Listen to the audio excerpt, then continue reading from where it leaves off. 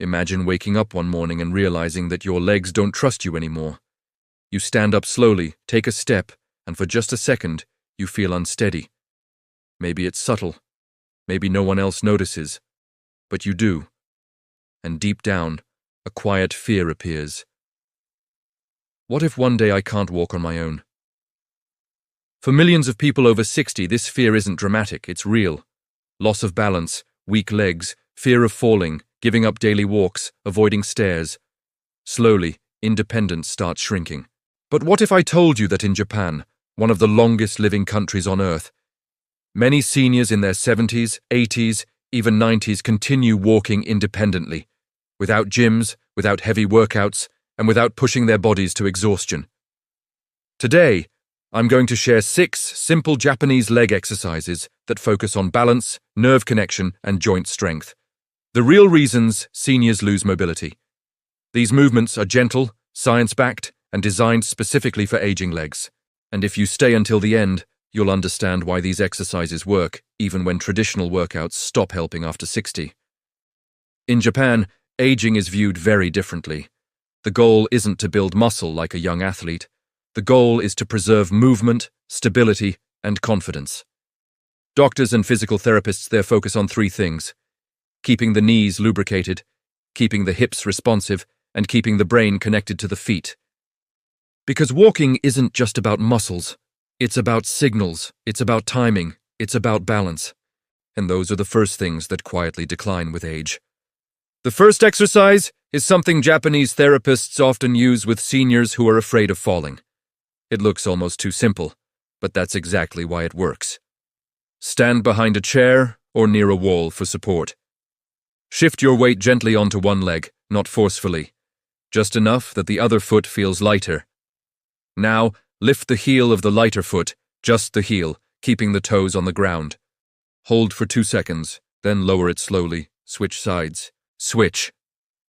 This movement wakes up the ankle stabilizers and the small muscles around the knee that protect you when you walk. Research shows that weak ankles are one of the biggest predictors of falls after 60. This exercise trains your body to correct itself before you lose balance.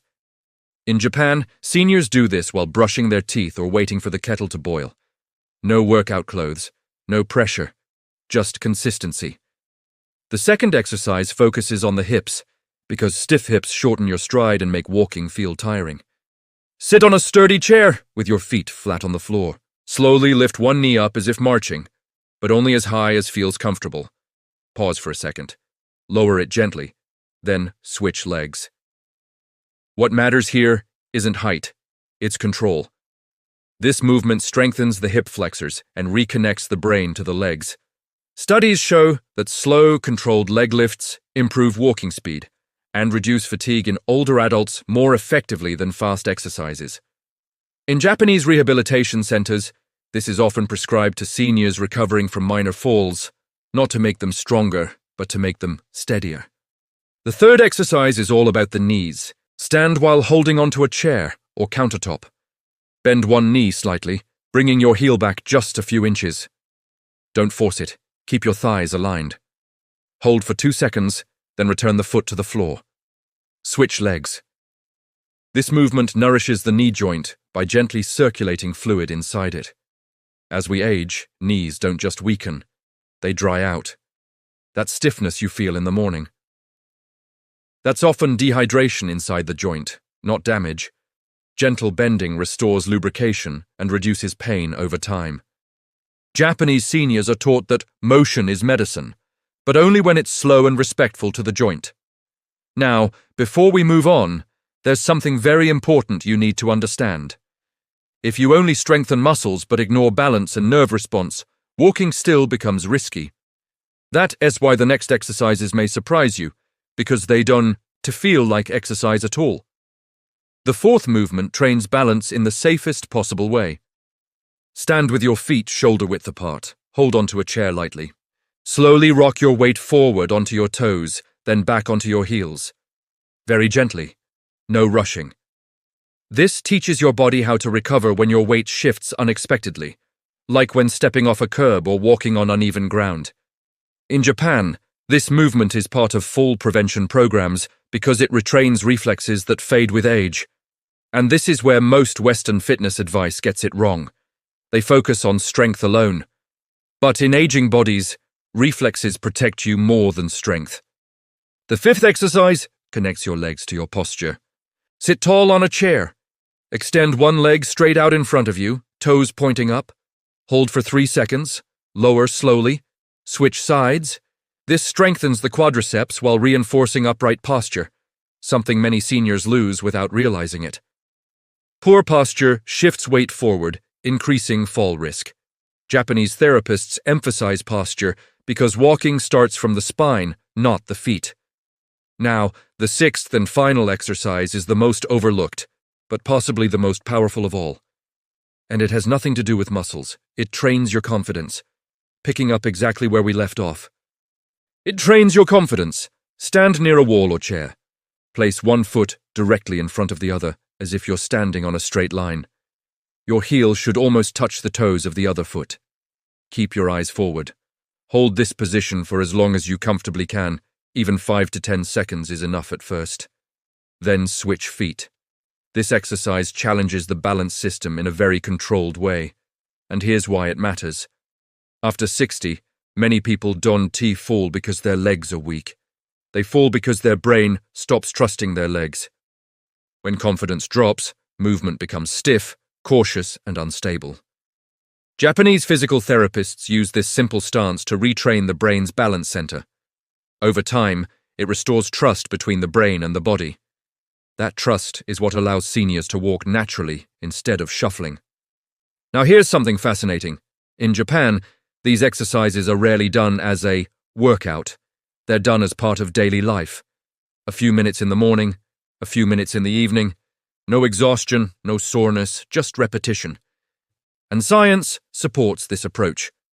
Studies on aging and mobility consistently show that low-intensity, frequent movement produces better long-term walking ability than intense exercise done occasionally. Aging joints and nerves respond better to gentle reminders than aggressive training. Another key reason these exercises work is timing. Japanese seniors are encouraged to move slowly, very slowly. This allows the nervous system to fully engage. When you rush movements, younger muscles can compensate.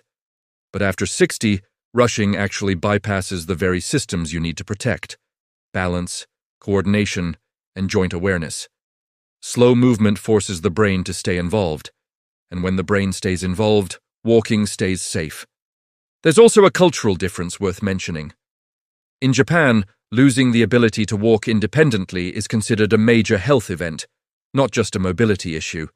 Because once walking declines, social life shrinks, confidence shrinks, health declines faster. So these exercises aren't about fitness. They're about preserving freedom. If you're wondering how often to do them, the answer is simple. Just once or twice a day. Even 5 to 10 minutes total is enough. What matters is not perfection. What matters is showing your body, every day, that it still knows how to balance, step, and support you. Many seniors notice small changes first. Standing up feels easier. Walking feels smoother. Fear of falling slowly fades. Then, over weeks, endurance improves. Legs feel more responsive. And perhaps the biggest change of all, movement starts to feel natural again. Now, there is one final mistake many people over 60 make that can undo all of this progress, even if they do these exercises correctly. And Japanese doctors warn about it often. It's not about posture. It's not about shoes. It's something far more subtle. And understanding it can make the difference between staying independent and slowly losing mobility despite doing everything right. That final mistake Japanese doctors warn seniors about is stopping movement out of fear. After a small slip, a moment of dizziness, or even hearing about someone else's fall, many people unconsciously begin to move less. They shorten their steps, they hold on to furniture, they avoid walks. And slowly, without realizing it, the legs weaken not from age, but from hesitation. In Japan, seniors are taught something very different. Safe movement is medicine, not reckless movement, not pushing through pain, but gentle daily reminders to the body that it is still capable. These 6 leg exercises work Because they don't fight aging, they work with it. They respect joints instead of punishing them. They train balance instead of chasing muscle size. They rebuild confidence instead of creating exhaustion. And that's why so many Japanese seniors continue walking independently well into their later years. If you're over 60 and worried about your legs, remember this. Independence isn't preserved by doing more. It's preserved by doing what the body still responds to. Small movements, done consistently, with patience. Your legs don't need to be young, they just need to stay connected to your brain, your balance, and your confidence. Start gently, stay consistent, and most importantly, keep moving in ways that feel safe and natural. Because walking isn't just how you get from one place to another, it's how you keep your freedom.